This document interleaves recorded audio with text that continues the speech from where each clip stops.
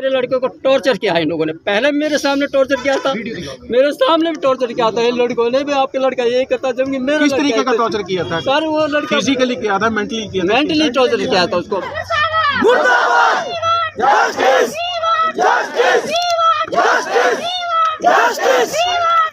एक होनहार बच्चा था और ये बहुत दुखद हमारे गांव के लिए एक वो है, एक ऐसा बच्चा गांव से गया है जो आगे चल के गांव का नाम करता।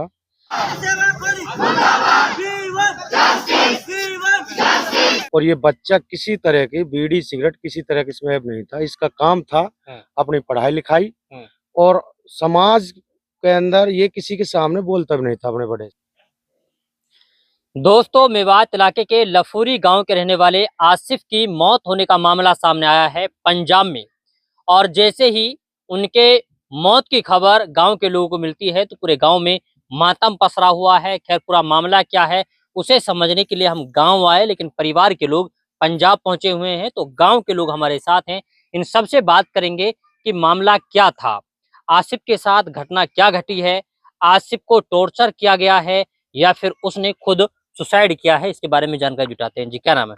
मेरा नाम जुबैर अहमद है और मैं गांव का एक्स सरपंच हूँ जी।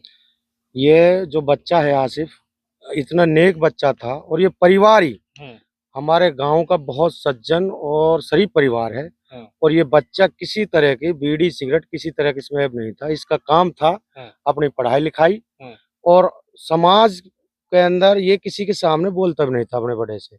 ये सिर्फ अपने एक होनहार बच्चा था और ये बहुत दुखद हमारे गांव के लिए एक वो है, एक ऐसा बच्चा गांव से गया है जो आगे चल के गांव का नाम करता।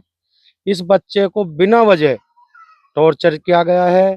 फिर हम वहां गए हैं, पेरेंट्स गए हैं, उन्होंने भी जाके जैसे उन्होंने कहा कि हम एफिडेविट दो वो दो, सब कुछ करा। फिर वहां सबके सामने टॉर्चर किया। प्रिंसिपल ने खुद ने बच्चों के सामने ऐसे ऐसे एलिगेशन लगाए जिनके बारे में ये गांव विश्वास नहीं कर सकता, और ना उसमें ऐसी कोई बात है। उसको टॉर्चर किया गया, मेंटली इतना प्रेशर डाला गया, उस बच्चे ने सुसाइड कर ली। इसमें अच्छा, कॉलेज स्टाफ के द्वारा डिस्टर्ब किया गया है, कॉलेज स्टाफ द्वारा टॉर्चर किया गया है, टॉर्चर किया गया है। और उसको, हमें तो ऐसा लगता है कि मुस्लिम बच्चा होने की वजह से अभी तक उस बच्चे को, अरे किसी कॉलेज की रेस्पॉन्सिबिलिटी बनती है कि हमारे एक बच्चा गया है, हमारे भी दुख होता है हर आदमी के। तो उन्होंने अभी तक किसी इस तरह का कोई बात यहाँ फोन भी नहीं किया। अब तक ये फोन नहीं किया कि आपका बच्चा गुम है या मर गया है। वो तो किसी और का बच्चा जो पढ़ता था उसके पेरेंट्स ने यहाँ फोन किया और हम यहाँ से गए हैं। हमारे गांव के जिम्मेदार आदमी और परिवार सारा वहीं पे है।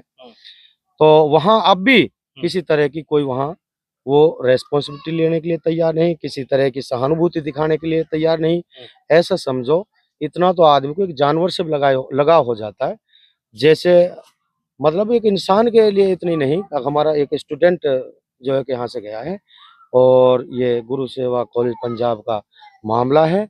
और स्टाफ की इतनी बड़ी लापरवाही, मैं तो ये समझता हूँ कि इस तरह के कॉलेजेस के खिलाफ सरकार प्रशासन एक सख्त कार्रवाई करे, इससे एक मैसेज जाए। और मुझे तो ऐसा लगता है कि ये हरियाणा ही नहीं, हर स्टेट के बच्चे इस तरह के कॉलेजेस में आइंदा, और पेरेंट्स अपने बच्चों को वहाँ पे पढ़ाएंगे नहीं। एक भय का माहौल पेरेंट्स के, हमारे गांव के और भी जो पेरेंट्स हैं और दूसरे कॉलेजेस में उनके बच्चे पढ़ते हैं, उनके अंदर इतना भय का माहौल है कि कह नहीं सकते। बच्चे डरे हुए हैं। अच्छा, बताएं कि आसिफ ने सुसाइड कैसे की है, मतलब क्या खाया उन्होंने?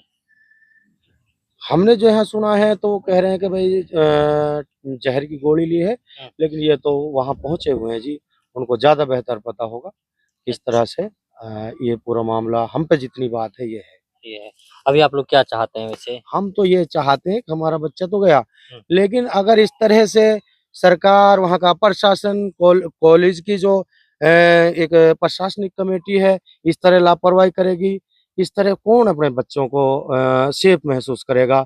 हिंदुस्तान के कोने कोने से उस कॉलेज में बच्चे पढ़ते हैं, तो वो पेरेंट्स क्या मैसेज लेंगे? हम चाहते हैं कि हमें इंसाफ मिले और उस बच्चे के जांच होनी अच्छी चाहिए। जांच। जी, क्या नाम बाबा? कमालुद्दीन। कमालुद्दीन।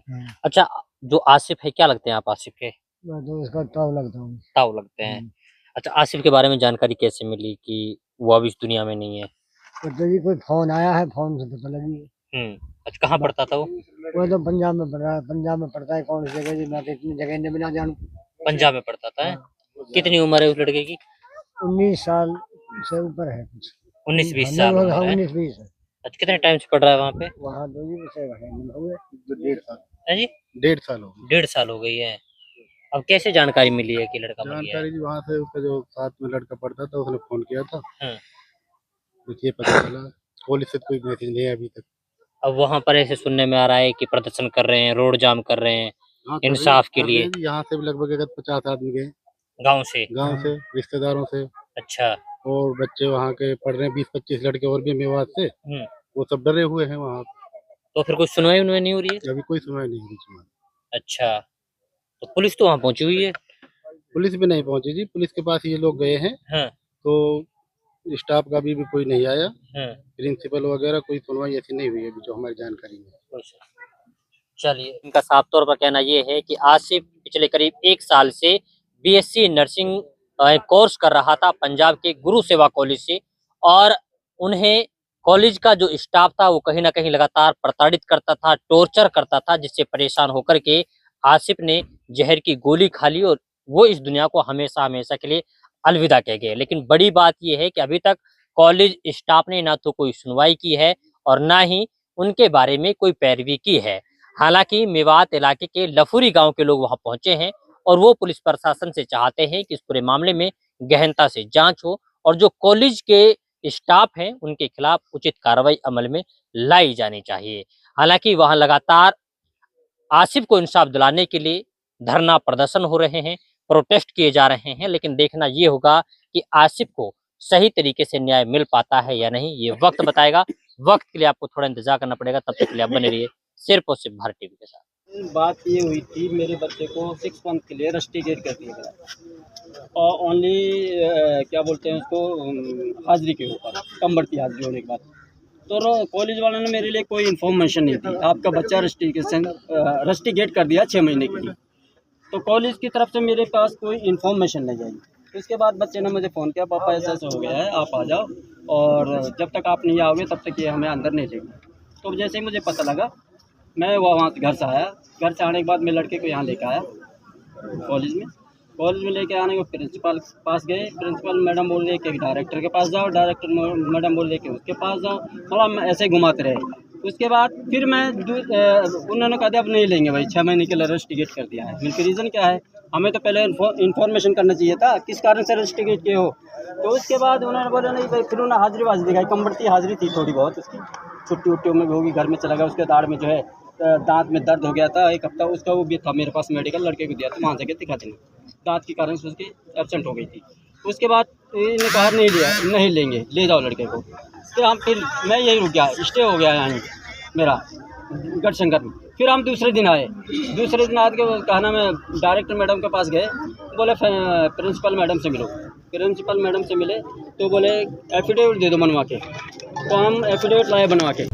ये दिखाता आज के बाद ऐसा लड़का डेली हाजिरी देगा और कॉलेज के डिसिप्लिन में रहेगा। उसके बाद मेरे लड़के को टॉर्चर किया है इन लोगों ने। पहले मेरे सामने टॉर्चर किया था, मेरे सामने भी टॉर्चर किया था इन लड़कों ने, मैं आपके लड़का यही करता, जबकि मेरा किस तरीके का टॉर्चर किया था सर? वो लड़का फिजिकली किया था, मेंटली किया था? मेंटली टॉर्चर किया था उसको, मेंटली बहुत ज़्यादा टॉर्चर किया। उसके बाद मैं एफिडेविट दे गया, सारे क्लास टीचर बुलाए, उसकी प्रिंसिपल बुलाया और क्या नाम है हॉस्टल वार्डन था वो भी बुलाए, उनको कॉल किया मैं कि मेरे बच्चे को अब मैं दे के जा रहा क्या नाम है एफिडेविट। और उसके बाद मतलब कोई टॉर्चर नहीं किया। उसके बाद मैं दूसरे दिन मैं लड़के को रिसीव करा गया, कॉलेज ज्वाइन करा गया, हॉस्टल रिसीव कराया, मैं उसे यहाँ छोड़ के चला गया और घर चला गया। जैसे ही मैं घर पहुँचा हूँ हरियाणा शाम को सुबह, तो मेरे पास कॉलेज से कोई इन्फॉर्मेशन नहीं आई, नहीं आपका लड़का कॉलेज में आया है नहीं आया है, कहाँ है, बीमार है, मर गया, क्या है, कोई अभी तक मेरे पास कोई एक कॉल नहीं आई कॉलेज की, किसी ने भी नहीं किया था। अभी तक कोई इन्फॉर्मेशन? एक लड़के ने मुझे कॉलेज किया भाई आप। जब आप वापस घर जाते हो तो उसमें कितने दिनों का गायब होता है जब ये घटना घटती है? नहीं, दूसरे दिन की घटना है। आज शाम के गया था, सुबह पहुँचा हूँ तो सुबह की घटना है। तो आपको कैसे पता चलता है? मुझे क्या नाम है, उसका फादर है, इसका एक लड़के फादर है उसका, वो लड़का ये लड़का इसने मुझे कॉल किया था। इसका लड़का यहाँ आया था डॉक्यूमेंट्स के लेने के लिए। इसने कहा यूँ तो लड़का यहाँ से भेज दिए और दूसरे दिन बुलाए, अब इनके डॉक्यूमेंट ले जाओ, फिर ही लोग 4-4 लाख रुपए दो। जब आपको पता चलता है कि आपका बेटा जो है वो बहुत हो चुका है, तो उसके बाद कॉलेज प्रशासन ने आपसे बात की? नहीं, क्या बात हुई? मैंने मैम शाम को नंबर लगाया टीचर को, प्रिंसिपल को, उन्होंने कोई मतलब मेरा कॉल अटेंड नहीं किया।